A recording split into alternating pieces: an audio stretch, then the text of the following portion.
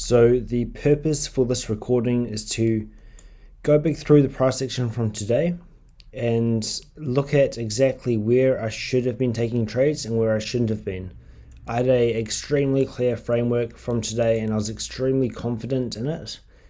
And it just didn't happen to play out today, but it was still a very, very good framework. But I was forcing entries. I wasn't waiting for valid entry signals for my trades. So from the 9:30 open, this yellow candle, from the 9:30 open up until just at the start of lunch, I was looking for a short, ended up pretty much going on tilt. And if you look at my executions, this whole area looks like a Christmas tree. So when I've reflected on it, I've actually seen that there were only 1 or 2 points where I could have convinced myself that that was an actual valid entry using one of my entry techniques. But other than that, I shouldn't have been taking so many trades. And one thing's for sure, it should have been a break even or a very small red day. That are the only 2 outcomes that I should have had. Let's say this framework that I'm not going to explain the framework now. I've explained this in the past in other videos. But the framework for looking for a short today, let's say it has an 80% win rate. That's pretty good. But imagine if on 20% of those times that it doesn't work, I lose 100% of my capital, which is essentially what happened today. I blew a challenge account and I went deep in drawdown on my funded account. So I need to identify exactly what was valid, what wasn't valid, and just be more clear on my general rules around how many trades I'm going to take per day. Because what happened is I was very confident in it. I took a break-even trade, I took another break-even trade, and each time I allowed myself to take another one, and that resulted in it's going a bit out of control. So I'm going to replay this day and just go through candle by candle using the 15 seconds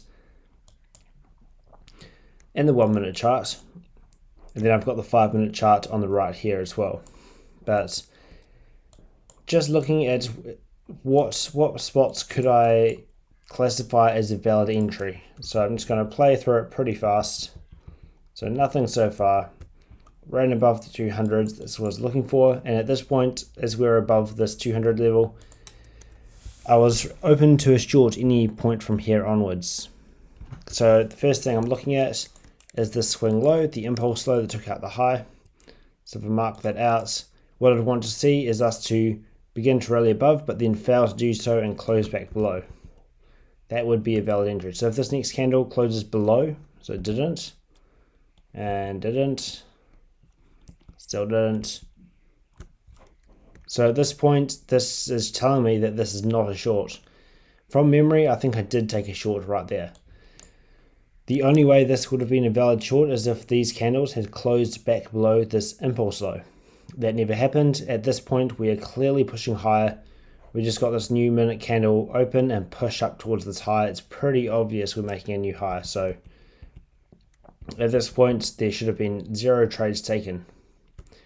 Okay, dropping aggressively back down. Now I'm watching this impulse low. Just to the right of this one, you can see it just there. But essentially the same level. And looking for the same kind of signature, but already because of that push higher, it's not really something I'd want to take. Unless we had clear SMT on ES, which we do not. So now we're having making a new high. ES was likely to catch up.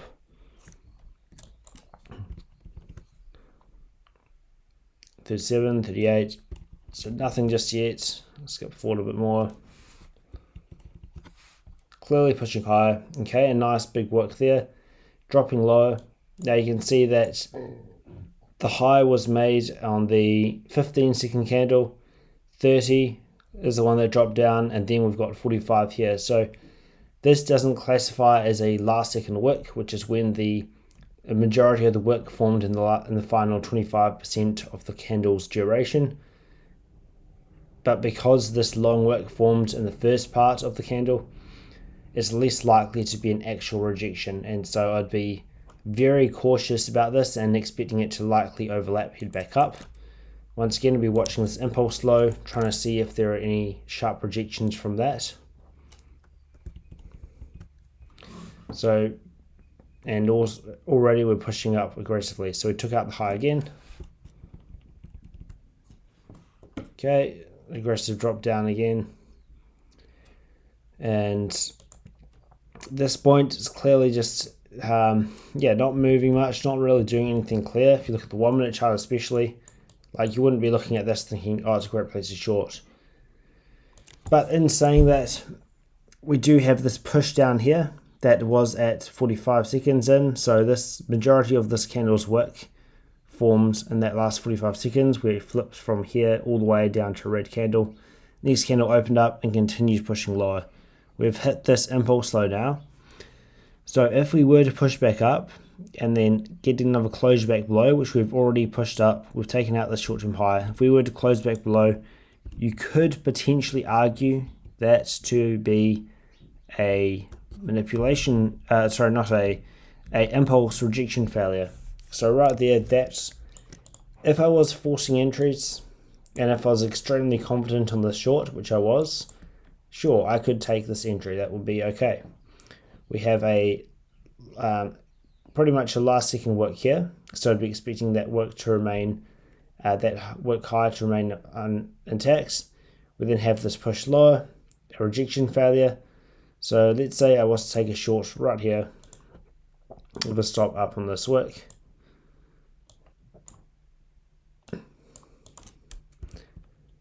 And I already know in hindsight what happens, but so we push lower. So at this point, if you look at the 1 minute chart, if this was the high of session and we were about to sell off really aggressively, you'd expect there to be a breakaway gap here. I really like the fact we've got this long wick and then a gap following it.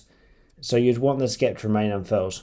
The fact we're pushing low like this, I'd expect that this would be a perfectly reasonable place to move your stop to break even, because you don't expect it to come up here, that's for sure. So you can now narrow the stop down to there. Sorry, the stop should have been there in the first place. Yeah, impulse rejection failure. This should be here, and the entry is on the candle closure there. The stop loss should go above that high. So very tight stop already. The fact that we've pushed lower, you can expect this should be a breakaway, so you shouldn't really need to come back up there at all. And that's essentially break even. Also, something that jumps out is this is a no wick candle, 937, no wick. We're hitting that, and right here we do actually just reject and head straight back up. So that should have been a break even trade. So the first trade I took should have been at 944, and that would have been break even. I did take this entry and I stopped out up here somewhere, or up here at least. But I'd taken like 2 or 3 entries in this area before that, which is like, it shouldn't have happened. So it is actually kind of encouraging looking back and seeing all this stuff, because I realized that my system's perfectly fine. I knew exactly what I was doing. I just wasn't doing what I should have. It's not that it's not like I didn't know what was happening. I knew that I was just not taking the right entries and not taking the things that I know would work. And that resulted in, big losses. But so at this point, it's pretty obvious that we're disrespecting all these arrays. Clearly want these to move highs again, so that would have been the first entry. I'll leave the risk reward tool on there just to indicate the trade. The target would have been 20,000 or so. So clearly very strong, very bullish. It's heading up. Okay, we've got the 50 sitting up there. It's likely to hit that. So I actually just took a blind short at the 50s just for fun, which was obviously a dumb idea. Sure, it made a little movement, but that's not going to build very good habits. So is there anything to do right here? No, we just had this aggressive drop. It came straight back up. So it's going to take out that high again. If it wasn't to take out that high, what I need to see is it aggressively drop down and then respects this range as like an inversion kind of level. But already we put in a failure swing and then took out that high once again, showing willingness to continue pushing higher. We haven't had any impulse rejection failures, and it's just squashing below this 50 level, looking like it's wanting to, like it's trapping shorts and about to break out above that. So sure enough, there we go. Continue moving forward, but faster. So is there anything to do right here? Well, at this point, this is 10 a.m. So I'll put should have a line here really. So that's 10 a.m. open. 10 a.m. runs up, makes a high. We then take out a short-term candle high there. Drift back into the range a bit and then run up here aggressively. So what's interesting is what happens just here. So I've already been over this, but I found this point right here quite interesting because we have a inversion. We have this wick that is at 10 a.m. So 10 a.m. is likely to make a high. Like that's a pretty high probability time to make a high. But then we have this nice failure swing, a nice big wick up, and then an aggressive drop down into the close, closing below this level, indicating potential bearishness.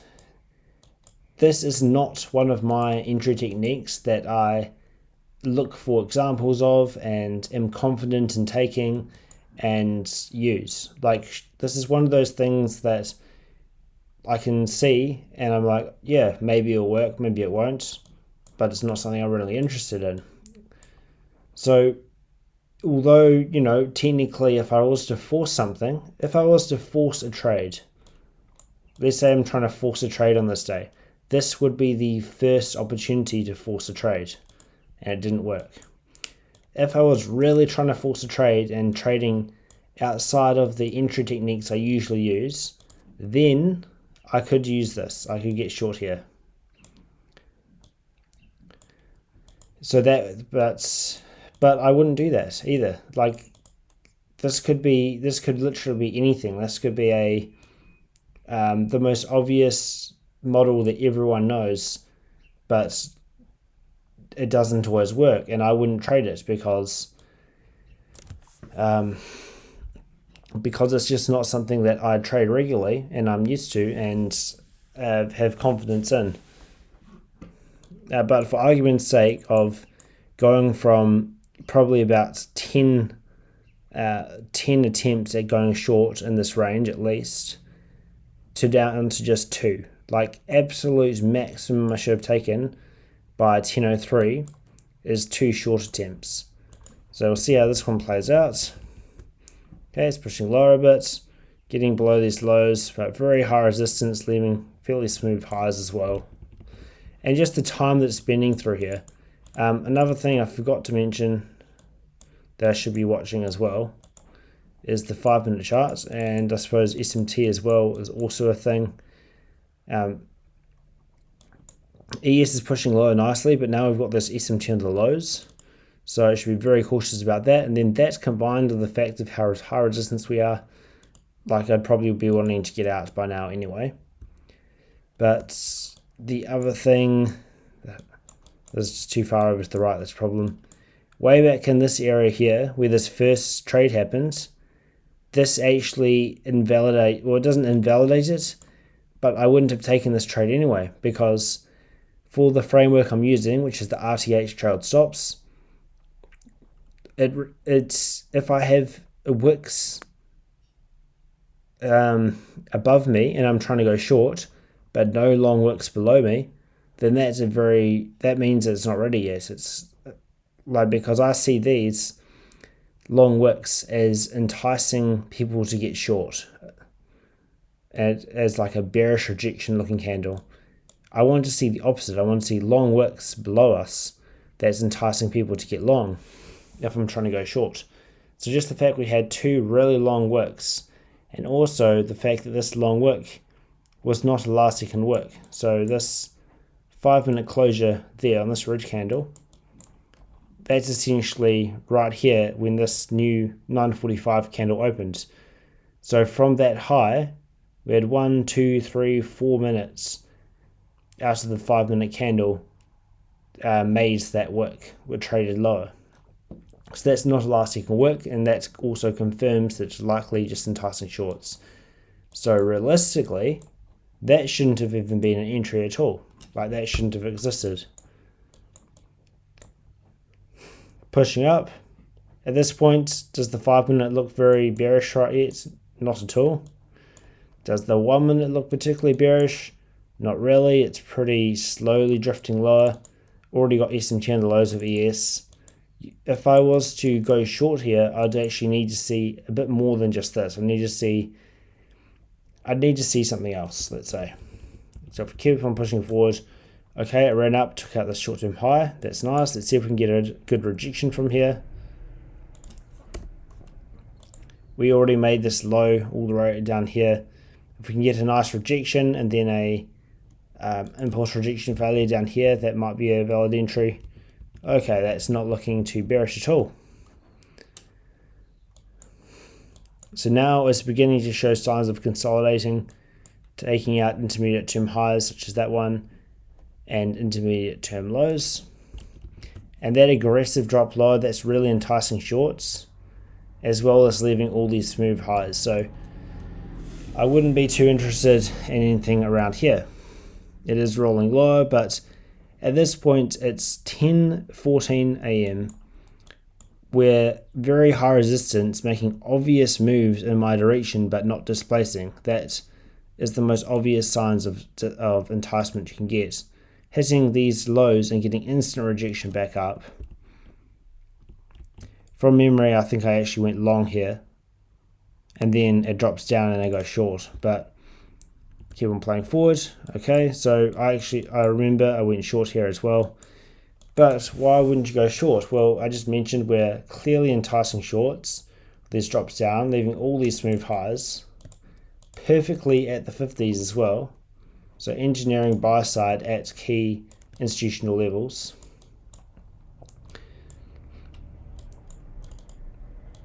ES is already showing these, that it's already taken out the lows. I'm playing forward a bit. And let's say I did short here. When you start seeing all this high resistance, failure to displace, like, it's just not something you want to see. Like, at this point, if you are still in a trade, if you're still in a short trade with smooth highs above you, with absolutely no displacement lower, you know, you'd be out. But like I mentioned, that's not a trade I would have taken. But absolute worst case, let's say I didn't see the 5 minute wicks and I went short there. That should have been break even. Let's say I decided to take a short here, somewhere, maybe like a super low probability. I just wouldn't have done it. And if I had, it should have been either a very small loss or a break even, because if I had shorted, let's say here, I would have got out straight away when I saw how shitty the price action was. Just showing this clear rejection. And then this right here, this is a last second wick. And what I mean by that, well, one, we've got this really nice SMT on the lows, wild bullish at all-time highs. And then if you look over here, we go to the next candle. On the 15-second chart, you can see the last 15 seconds of this candle develops the wick, also right before a new 5 minute candle open, and then we climb back up. That's a very bullish signature right there. And sure enough, it gets a nice pop up. We then have this volatility candle here. I looked at the 15-second charts and I recognized that, okay, we dropped down first and then we ran out the high on the next candle. So that didn't look very bearish at all. That looked like we'd swept out sell sides, taken out whoever chased this long, and then shifted high above this high. So I was expecting a push higher, but I was just watching price, just seeing what's happening. And what happens? Oh, we're dropping down. Well, we've got this long wick, we're enticing longs. Maybe this would be a good short. But I knew not to just go short straight away. I wanted to see how we reacted to the midpoint of this wick. And first we get above it, and then we get back below. And now I'm thinking, okay, well, if we close back below, then that'd be a short. With these long wicks, there's a signature called the manipulation closure, and that's when, if we're bullish, you'd expect us to respect the midpoint of this wick.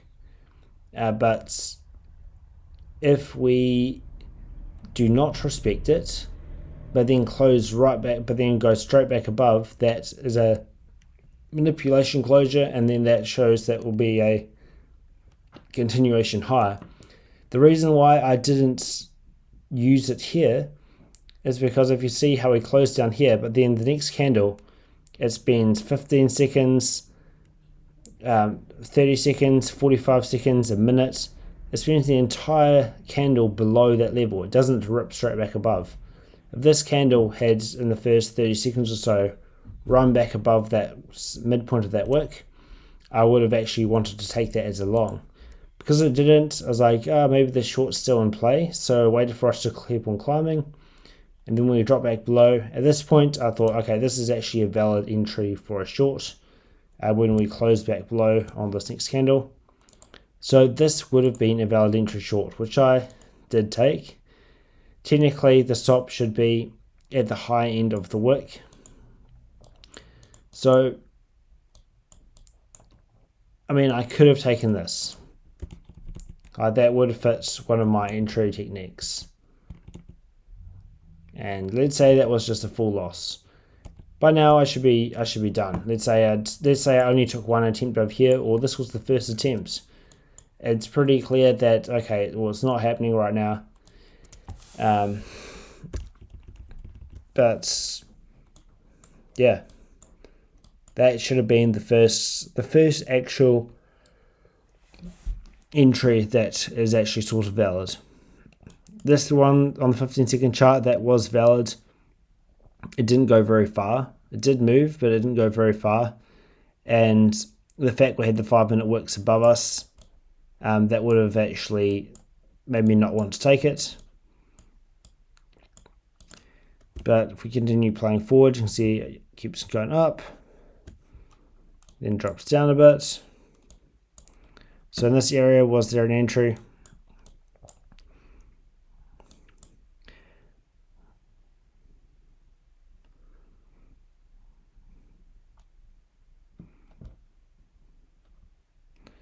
So I mean, on this shift here, technically I could have shorted that, but it's not very clean for me.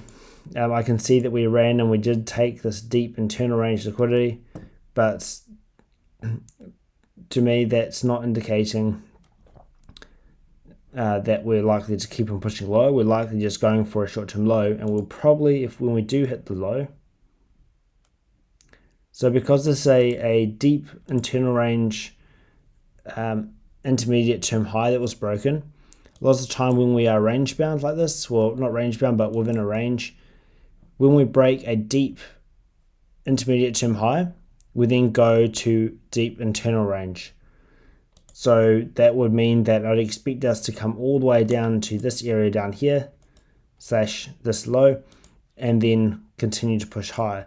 And that's essentially what we're doing right here. So if I was, let's say I took a short here, for whatever reason, and we hit it low, I'd be paying special attention to, get rid of that, to all these lows through here. Do we get a sharp rejection from these lows or not? So that would be really important to me. Do we get a rejection? So far, yep, we are showing rejection from these lows. Play forward a bit. Okay, it's showing a bit of strength here. We've got the 50 sitting just there as well. Yep, so that's showing a lot of strength. Now I'd be watching this high. Okay, does it want to reject lower from this high? No, it doesn't. Because if it was an impulse rejection from this high, what I'd need to see to get in short is straight after rejecting this high, I'd need to see an impulse rejection failure from this low. It should be that drop below and then a closure back below afterwards. We don't get that there, so that would have been nothing. And it's clearly showing bullishness after having broken this intermediate term high and then rejected this impulse low. So absolutely nothing to do. We then run out the highs, 11. I'm not trading by now. Like, I should be completely done. There's nothing to do. The last opportunity for something to happen would be maybe, let's say, in the next 10 minutes, which I'm going to fast forward. So nothing happens in the next 10 minutes. Yeah, we sell off here, but we make the adrenalifical highs. We don't really, I don't think that's a manipulation closure. No, we don't close above the midpoint of that work and reject. So that's just telling me we're likely to make a new high. Plus, being so deep into the session, like at some point you realize that, oh, my idea of going short right here might not be happening. Yeah, it doesn't look like that was going to happen because we're this deep in the session and we've only been bullish. So yeah, aggressive push up there.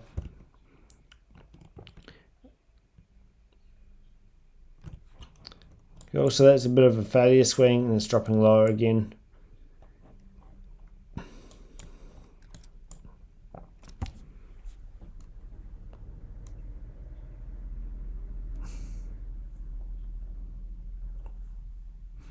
So here I'd be wanting to see if we do run up into this range, do we reject and head back down? Fast forward a bit. No, we don't. So the only way I would have taken a short in this area is seeing this big rally as enticing longs, and then spending a bunch of time above this low. Once we drop back below that low, I'd then expect this lowest down closing range to hold price. Kind of like a breaker / mitigation block. The idea would be that anyone who's sold in this area up here, they're all trapped long. Sorry, bought in that area up there, they're all trapped long. And then we'd target their stops down here. So really I'd want to see it remain below this range. And if we were climbing into this range like we are here, I'd be monitoring that short-term high. We do not reject from that. And then there are no more highs through here, and we get this big blast that goes straight up to these highs. So immediately it's showing me that, yeah, it's not bearish. Absolutely nothing to do there.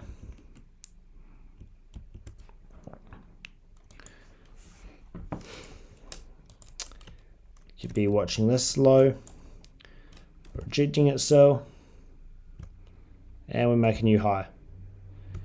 And the last thing I'd be interested in would be the 11:30 time of day, which the lunch macro likely to run on whoever's been making money or aim session. That's 11:30 there, and we run out the high. So this would be the last chance for a rejection lower that could be valid. So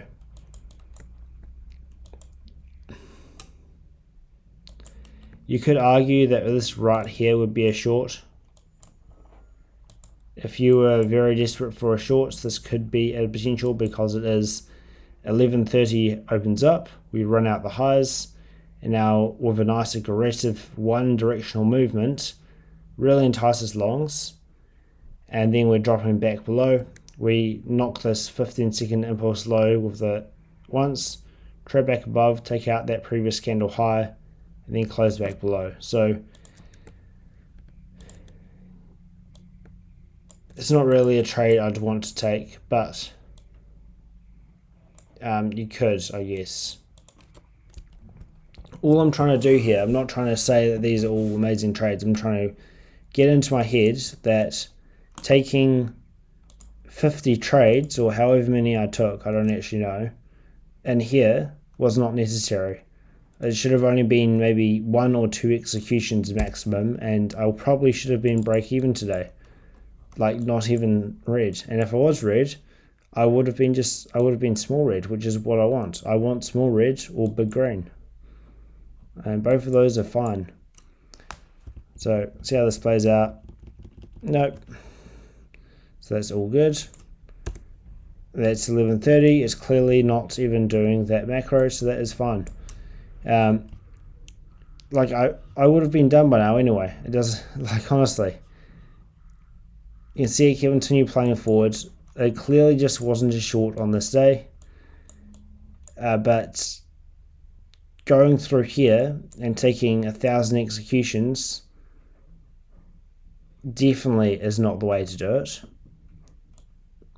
Let's say 8 out of 10 times, I already said this, but let's say 8 out of 10 times this was a short, and somewhere within probably the first 45 minutes there was likely to be the short I was looking for. Let's say that happens 80% of the time. 20% of the time, that's not going to work. And this was one of those 20% of the time. And when it's not going to work, I should lose very small amounts of money. Like, I want to have small losses on these days.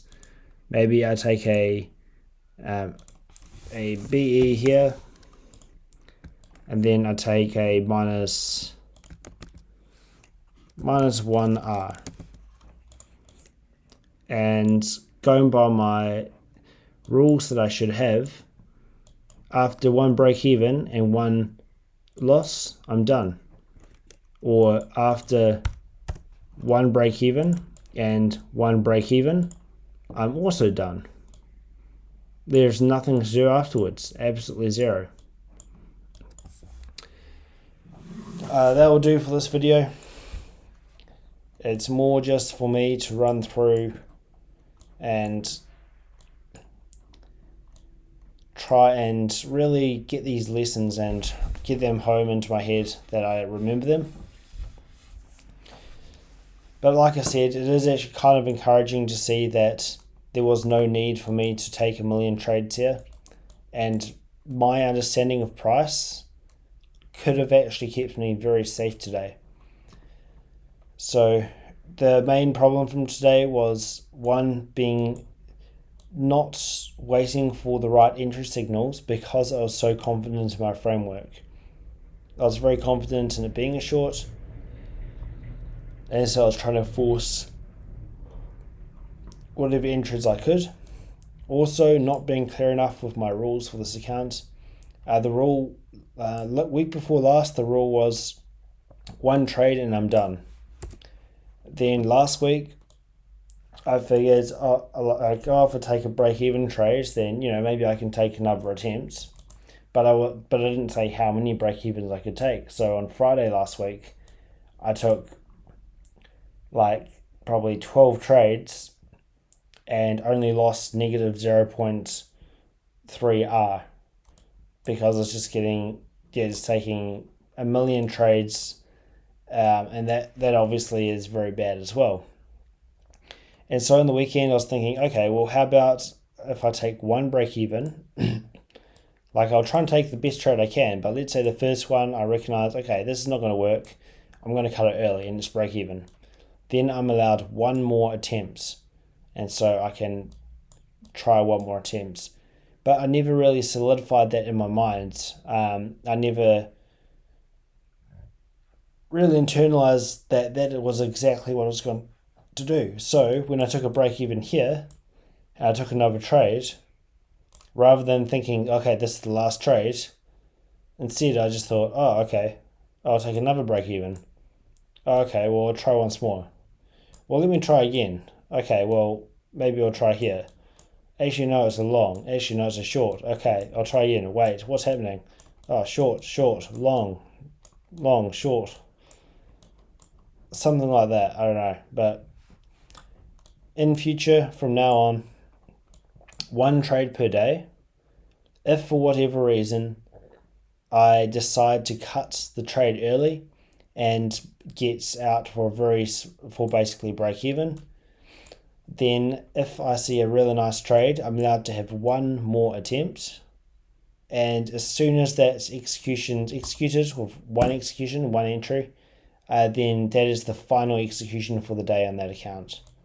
That's the rule that I'm going to be going with. So